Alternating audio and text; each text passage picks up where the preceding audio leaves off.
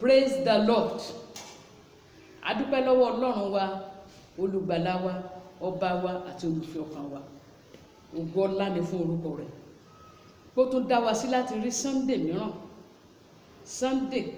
mìíràn nínú oṣù kẹjọ ọdún. A fi ọpẹ́ àti ògo fún orúkọ rẹ̀. À ń lọ sí inú ọ̀rọ̀ Ọlọ́run báyìí gẹ́gẹ́ bí ìṣe wa. Ẹ jẹ́ ká gbàdúrà ní orúkọ Jésù. Bàbá, ọmọ, ẹ̀mí mímọ́, a fi ògo àti ọpẹ́ fún yín. A gbé yín ga lọ́pọ̀lọpọ̀. A gbé yín ga gan ju ohun gbogbo tí ń bẹ ní ayé lọ. A gbé yín ga nínú ayé wa. A dúpẹ́ àṣẹ yín lọ́ba. Olúwa gba ọpẹ́ wa. Gbogbo ẹ̀ṣẹ̀ tó lè dènà àdúrà, Ọlọ́run dáríjì nítorí ẹ̀jẹ̀ tó ń sàn ní Kámfárì, ìsun tí kò lè sọ agbára rẹ̀. Olúwa fi ẹ̀jẹ̀ náà fọ ẹ̀ṣẹ̀ wa mọ́. Ní báyìí Olúwa kà wá yẹ fún ìsìn tòní. Olúwa kà wá yẹ fún ìgbàlà tòní.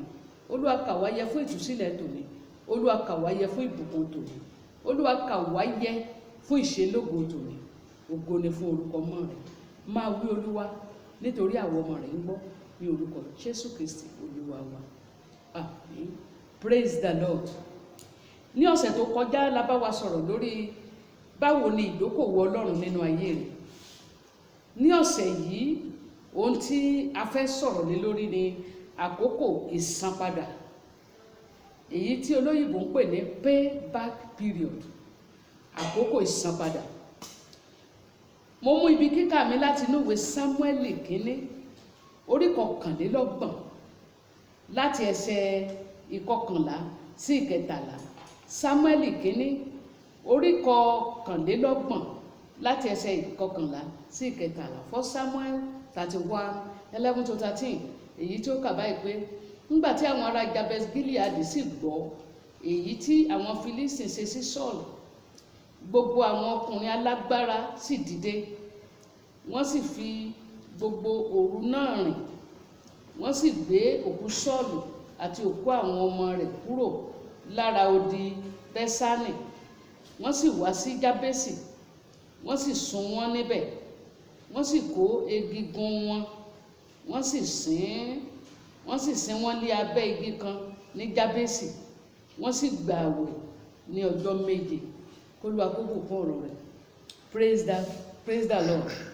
Tí a bá wo ibi tí a kà yìí, a rí pé nígbà tí ìjàmbá ṣẹlẹ̀ sí Sọ́ọ̀lù àti àwọn ọmọ rẹ̀, àwọn ọkùnrin alágbára ìlú yìí wọ́n dìde ní òru ní wọ́n fi rìnrìn àjò náà. Wọ́n fi ẹ̀mí wọn wéwu, wọ́n fi ẹ̀mí wọn jì láti lọ gbé òkú Sọ́ọ̀lù àti tàwọn ọmọ rẹ̀ kúrò lára ògiri Fílístì, láti gbé wọn wá. Òru ní wọ́n fi rìn gbogbo ìrìn àjò náà. Kí ló dé tí wọ́n ṣerú eléyìí? Kí ló dé tí wọ́n lọ gbé òkú Sọ́ọ̀lù ọba tó ti ṣubú?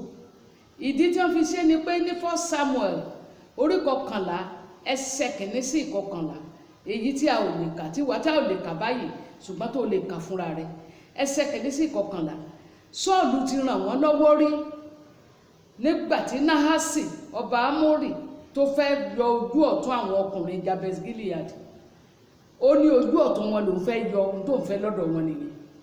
Wọ́n ní kó fún àwọn ní ọjọ́ díẹ̀ káwọn fi wo ẹni tí yóò ràn wọ́n lọ́wọ́, tí ò bá sí kó wá yọ ojú wọn. Gẹ́rẹ́ tí Sọ́ọ̀lù gbọ́ ìròyìn yìí, ẹ̀mí Ọlọ́run bà lé. Ó kọjú sí ìpèníjà náà. Ó dẹ̀ ṣẹ́ ogun Nahasi fún àwọn ọmọ Jabes Gilead. A dúpẹ́ pé wọn ò gbàgbé oore, wọ́n rántí oore ọjọ́ yẹn. Wọ́n wá rí wípé Sọ́ọ̀lù náà ó di ẹni tó ń sunkún kò pa òkú mọ́ bí kò sí ẹni tó ń pa òkú mọ́lẹ̀. Ẹni tó ń sin òkú ló ń pa mọ́lẹ̀. Wọ́n lọ bo àṣírí Sọ́ọ̀lù lóru káwọn ọmọ Fílístì tó jí kán tó wá yayọ̀ ìṣẹ́gun lórí òkú rẹ̀. Wọ́n ti jí òkú rẹ̀ gbé kúrò ńbẹ̀. Ìyẹn là ń pè ní àkókò ìsanpadà. Ẹ̀yin èèyàn mi, kò sí ohun kan tí èèyàn ṣe láyé. Àkókò ìsanpadà wà lórí iṣẹ́ tó ń ṣe, lórí akitiyan rẹ, lórí ìdókòwò rẹ, lórí èyí tí òwò tó dá lórí ènìyàn, iṣẹ́ lórí bísínẹ́sì ẹ, lórí ọjà tó ń tà. Ó máa ní àkókò ìsanpadà. Lórí ọmọ gan pàápàá àkókò ìsanpadà wà. Ohun kan náà ló wà nínú ẹ̀mí. Tí ìwọ náà bá dókòwò lórí nǹkan ti Ọlọ́run yóò san padà fún ọ. Ó ní ta ló ṣe fún mi tèmi ò san fún? Ọlọ́run yóò san padà fún ọ. Àkókò ìsanpadà yìí ó jẹ́ tí kò lè ṣaláìṣẹlẹ̀ nínú ayé ènìyàn. ṣùgbọ́n n tó ṣe pàtàkì ń bẹ ni pé kí ló gbà padà, ibi ni àbí ire. Ẹ jẹ́ ká wo ohun tí ìwé Léfítíkù wí. Ìwé Léfítíkù orí 24 ẹsẹ̀ 21. Leviticus 24:19 kí ló ti sọ? Bí ẹnìkan bá sì ṣe àbùkù kan sí ara ẹnìkejì rẹ̀, yes, bí ó ti ṣe bẹ́ẹ̀ ni kí a ṣe sí i. Tẹ́nìkan bá ṣe ìdọ̀tí kan, àbùkù kan, ìdíbàjẹ́ kan sára ẹnìkan, wàá gbà padà. Bíbélì níbẹ̀ ní kan ṣe sírú ẹni bẹ́ẹ̀. Bó o bá rò wípé o sídóborí wọn ò lè mú ọ, Ọlọ́run rí ọ kedere báyìí ló hàn níwájú Ọlọ́run. Ìwọ náà gbà padà, kí wá ṣèwọ nìkan, àwọn ọmọ rẹ̀ á gbà padà, ìran rẹ̀ á gbà padà. Ẹ̀yin èèyàn, kí là ń pè ní ìsanpadà? Kí ni àkókò ìsanpadà? Eléyìí jẹ́ àkókò tó jẹ́ pé ohun tí èèyàn dókòwò rẹ̀ yóò máa mú èrè wá fún yàn. Ohun tó ṣe ìdókòwò lé lórí á máa mú èrè fún ọ.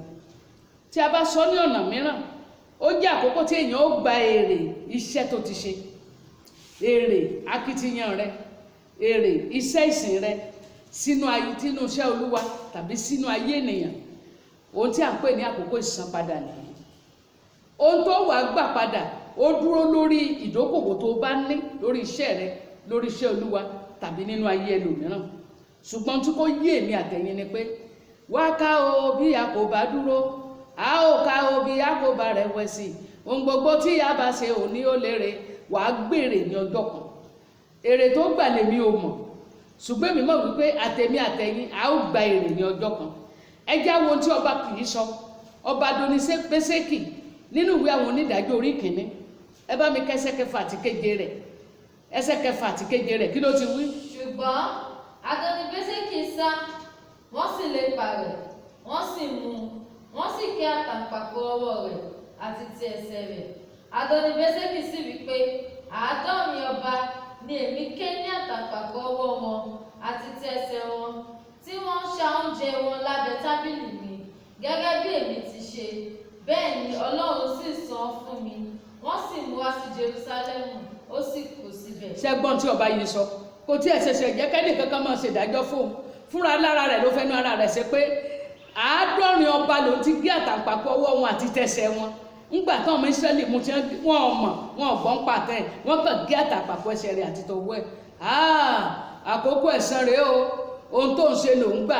Ibi ó bá ṣe mọ́ ló jẹ mọ́ ará mi, sóhun tó gbìn sóhun ló kásẹ̀. Bí ó bá ṣe mọ́, ibẹ̀ náà nìwọ náà yóò jẹ mọ́. Kí wá ni ohun tí a lè dókòwò lé lórí? Ohun àkọ́kọ́ nìyí, o lè dókòwò lórí ọjà òwò rẹ, ohun tó ń ṣe bísínẹ́sì rẹ, pẹ̀lú owó rẹ, pẹ̀lú àkókò rẹ, pẹ̀lú ọgbọ́n rẹ láti lè ṣètò ọrọ̀ ajé rẹ dáadáa. Ẹ jẹ́ ká gbọ́n tí ìwé Proverbs 22:29 sọ. Ìwọ rí ènìyàn tí ó fi àìṣèmẹ́lẹ́ ṣe iṣẹ́ rẹ̀. Sórí ẹni tó fa àìṣèmẹ́lẹ́ ṣiṣẹ́ rẹ̀. Òun ó dúró níwájú àwọn ọba, òun kì yóò dúró níwájú àwọn ènìyàn lásán. Irú ẹni bẹ́ẹ̀ yóò dúró níwájú àwọn ọba, kò ní dúró níwájú àwọn èèyàn lásán. Iṣẹ́ tó o bá ń ṣe, iṣẹ́ tó o ṣe yẹn tó o mójútó tó o kó náà mọ́ dáadáa tó jò. Olúwa gbé ọ lépè ń bẹ́ẹ̀. Ohun kejì, o lè ṣe ìdókòwò lórí àwọn ọmọ rẹ nípa bíbọ́ wọn dáadáa kó jẹ́ kó jẹ́ńjẹ tó dáa. Dípò kó rí tínítínítínní kó sọ pé ò lè ṣe ọmọ raṣọ ẹbí, oúnjẹ tó yẹ kó ọmọ jẹ kó yẹ pé gàrí ló ń gbé fún ọmọ. O ní láti wàá rí lérè wọn, wàá rí lára wọn, bó bá ṣe gbọ́ wọn sí, wàá rí pé wọ́n á kí, wọ́n á gbé padà fún ọ. Ṣùgbọ́n láti lè tọ́jú àwọn ọmọ náà, láti kọ́ wọn ní ẹ̀kọ́ in their upbringing, o ní láti dókòwò lé lórí. Bó o bá ti fún àwọn ọmọ rẹ ní moral value sí ìwà, bá ṣe hùwà láwùjọ, bá ṣe hùwà sí àwọn ènìyàn, bẹ́ẹ̀ náà ló gbà padà. Àwọn ọmọ rẹ wọ́n lè hùwà tó bá tàwùjọ mu, wọn ò ní jẹ́ arúfin ní àwùjọ. O ní láti kọ́ wọn kó dẹ̀ fi ra rẹ gan ṣe àpẹẹrẹ rere. Ẹ jágbọ́n tí Proverbs 22:6 wí. Tọ́ ọmọdé ní ọ̀nà tí ó tọ́. Yes. Nígbà tí ó sì dàgbà tán, kì yóò kúrò níbẹ̀. Ohun mìíràn tó tún láti ṣe ni pé dókòwò lórí ẹ̀kọ́ àwọn ọmọ rẹ. Invest on their education. Dókòwò lórí ẹ̀kọ́ àwọn ọmọ rẹ. Oníwèé ò tà mọ́, ẹ lọ try nǹkan mi. Ìwé wọn, ìwé kíkà wọn ló gbówó lọ, ó yá lọ try àìkàwé. Òbí ọmọ kò kọ́ṣẹ́, kò lọ léèwé, kò ṣe nǹkan kan, ó dẹ̀ fà fọ́kọ inú ẹ̀ ń dùn. Ó wá rí ẹni tó rọ́jú tó tọ́mọ tiẹ̀ tó lọ sí yunifásitì tó jáde tó ríṣẹ́, ó wá rí bí yẹn ṣe gbé mọ́tò wọlé tó ń fún yẹ́ ẹ̀ lówó àti bàbá ẹ̀ lówó inú wa ń bí ọ ṣé wọ́n dókòwò okòwò bẹ́ẹ̀ lórí àwọn ọmọ rẹ? Invest on your children. Dá okòwò rere lórí education àwọn ọmọ rẹ, wọ́n á sì san fún ọ padà. Ó tún lè dókòwò lórí ayé ẹlòmíì. Ó ní Jonathan ṣe lórí Dáfídì. Ó ń tarí ni pé nínú ìwé 1 Samuel chapter 20 13 to 15 ẹ bá mi ka 15 yẹn nìkan. ṣùgbọ́n kí ìwọ kí ó má ṣe mú àánú rẹ kúrò ní ilé mi láéláé, kì í sì ṣe ìgbà tí Olúwa ké olúkúlùkù ọ̀tá Dáfídì kúrò lórí ilẹ̀. Ó sọ fún Dáfídì àti Jonathan ni ó ní kó búra fún wọn pé tí ọba di ọba tó wà nípò tán tọ́lọ́run ṣẹ́gun gbogbo ọ̀tá ẹ̀ fún wọn, ò ní kí àánú rẹ kúrò lórí ilé o. Bẹ́ẹ̀ ni bàdà tí dé 2 Samuel chapter 9 verse 1 ó ní Dáfídì náà tí ara rẹ̀ tù tán tó ní fọkànbalẹ̀ tán, ó náà béèrè kan, kí ló ti wí? Dáfídì sì béèrè pé ọ̀kan nínú àwọn ẹni tí í ṣe ìdílé Sọ́ọ̀lù kù síbẹ̀ bí, kí èmi kí ó lè ṣe oore fún un nítorí Jónátánì. Bẹ́ẹ̀ ni ẹ rí pé ńgbà tí àkókò tán tàtà àkókò tó, Dáfídì gan rántí ohun tí Jonathan ti ṣe, ó rántí òkòwò Jonathan lórí ohun tí ò bá ṣe ti Jonathan àti tí Ọlọ́run lo Jonathan fún, ó ṣeéṣe kí Sọ́ọ̀lù bàbá rẹ̀ ti pa, ṣùgbọ́n Jonathan fi ẹ̀mí rẹ̀ rúbọ. Jonathan ó fi ipò rẹ̀ sílẹ̀ láti rí pé Dáfídì débi ìlépa rẹ̀. Nígbà tí àkókò tó, Dáfídì náà dẹ̀ rántí oore, ó dẹ̀ san padà fún Jonathan, fún ọmọ Jonathan. Bákan náà nìwọ, ta ló ti invest nínú ayé ẹ̀? Ta lè yan kan tó ti tipasẹ̀ rẹ̀ dìde? Ta lè yan kan tó ti ràn lọ́wọ́? Ta lè yan kan tó ṣe pé ó dàbí áńgẹ́lì fún? Ta lè yan kan tó lè sọ ń pa tiẹ̀ pé ọpẹ́lọpẹ́ Ọlọ́run, ọpẹ́lọpẹ́ lágbájá, òun ló gbé mi débi tí mo dé yìí. Tó o bá ṣe léyìí, wàá gbèrè rẹ̀, wàá gbà láyé yìí, wàá gbà láyé tó ń bọ̀. Ó ṣeéṣe kó o tiẹ̀ ti ṣe kẹ́ni tó ṣe fún yẹn jẹ́ irú jẹ́nífò bọ̀n. Ẹni tó ṣe pé bó ṣe lóore kò rántí àná, kò rántí orí ọjọ́ kan, kò rántí kó ṣe lóore rí. Má jẹ́ kó sú ọ, má jẹ́ kó rè ọ, má gbàgbé pé adẹ́tẹ̀ 10 ni Jésù wòsàn, ìkan péré ló padà wá. Ìkan tí ó padà wá yẹn sì ń bọ̀, ìkan tó du ẹ̀gbà ènìyàn lọ sí ń bọ̀ wá bá ọ. Nítorí náà kọ́ bí a ti dókòwò nínú ayé ẹlòmíì láti ran ẹlòmíì lọ́wọ́ kí wọ́n fi ṣoríire. Ràn wọ́n lọ́wọ́, jẹ́ kí wọ́n rọ̀gbọ̀kú lé ọ lára kán náà fi lè dá dúró. Tí wọ́n bá lè rọ̀gbọ̀kú sí ọ lára tí wọ́n dá dúró, wọn ò ní gbàgbé rẹ, Ọlọ́run yóò dẹ̀ san lẹ́san fún ọ. Ẹ̀yin èèyàn mi, nípa tẹ̀mí kí la tún lè ṣe? A ó dókòwò ká fi ìṣúra wa sí ọ̀run. Ẹ jágbọ́n tí ìwé Matthew wí, Matthew 6:19 to 21, kí ló ti sọ? Ẹ má ṣe tò ìṣúra jọ fára yín láyé. Ẹ má tò ìṣúra jọ fára yín láyé o. Níbi tí kòkòrò àti ìpara ìbàjẹ́. Níbi tí kòkòrò àti ìpara bàjẹ́ tó máa bàjẹ́. Àti níbi tí àwọn olè ìrúlé tí wọ́n sì ń jalè. Níbi táwọn olè ti ń runlẹ̀ tí wọ́n sì ń jalè. Ṣùgbọ́n ẹ tò ìṣúra jọ fára. Tò ìṣúra ìjọ sí ọ̀run. Níbi tí kòkòrò àti ìpara kò lè bàjẹ́. Yes. Àti níbi tí àwọn olè kò lè runlẹ̀ kí wọ́n sì jalè. Níbi tí ìṣúra ẹni bá wà, ibẹ̀ ni ọkàn ẹni wà. Kí ni ìṣúra tó tò sọ́run? Tọ́wọ́ pálábá bá ségi tá a pa ojú rẹ̀ délé ni, kí ló bá ń lé? Mo ní kí ló máa bá ń lé? Ó dàbí ẹni tó wà lọ́nà àjò, kò kọ́lé sílé, kò ń wálé, kò ń ṣe nǹkan kan. Ó wá di ọjọ́ gbé kó nílùú padà sílùú, ó wá padà dé. Ẹ má gbàgbé àwọn àbọ̀dé Ghana àjọsí, níbo ni yóò yọrí sí? Níbo ló máa dúró sí? Kí ni ìṣúra tó ti tò sí ọ̀run? Kí ni tó bá padà délé? Kí ni tó jìyìn rẹ̀ padà? Ó tún ní láti dókòwò nínú iṣẹ́ Olúwa. Ìwé Hébérù orí 10 ẹsẹ̀ 6 sọ fún mi pé ó ní torí pé Ọlọ́run kì í ṣe aláìṣòtítọ́ tí yóò fi gbàgbé iṣẹ́ rere yín tí ẹ ń ṣe fún àwọn èèyàn mímọ́ tí ẹ sì tó ń ṣe. Ọlọ́run ìṣe aláìṣòtítọ́ o, iṣẹ́ tó bá ṣe fún yóò san fún ọ. Ìwé Kọ́ríńtì kínní orí 15 ẹsẹ̀ 58 kí ló sọ fún wa? Nítorí náà ẹ̀yin ará mi olùfẹ́. Yes. Ẹ máa dúró ṣinṣin láì yẹsẹ̀. Kí ẹ máa pọ̀ sí nínú iṣẹ́ Olúwa nígbà gbogbo. Níwọ̀n bí ẹ̀yin ti mọ̀ pé iṣẹ́ yín kì í ṣe asán nínú Olúwa. Níwọ̀n tí ìwọ àti èmi mọ̀ pé iṣẹ́ wa kì í ṣe asán nínú Olúwa.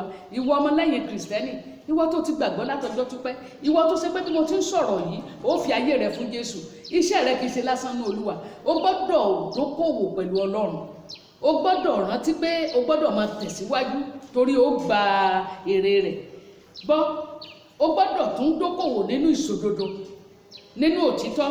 Ìwé Revelation 22:11-12 sọ wípé ó ní ẹni tí ń ṣe olóòótọ́ kó máa ṣe èso, aláìṣòtítọ́ kó máa ṣe èso, ẹlẹ́gbẹ́ kó máa ṣe èso, ṣùgbọ́n èmi ń bọ̀ kánkán, kíyèsí èmi ń bọ̀ kánkán, èrè mi sì ń bẹ pẹ̀lú mi láti san fún olúkúlùkù gẹ́gẹ́ bí iṣẹ́ rẹ̀ yóò ti rí.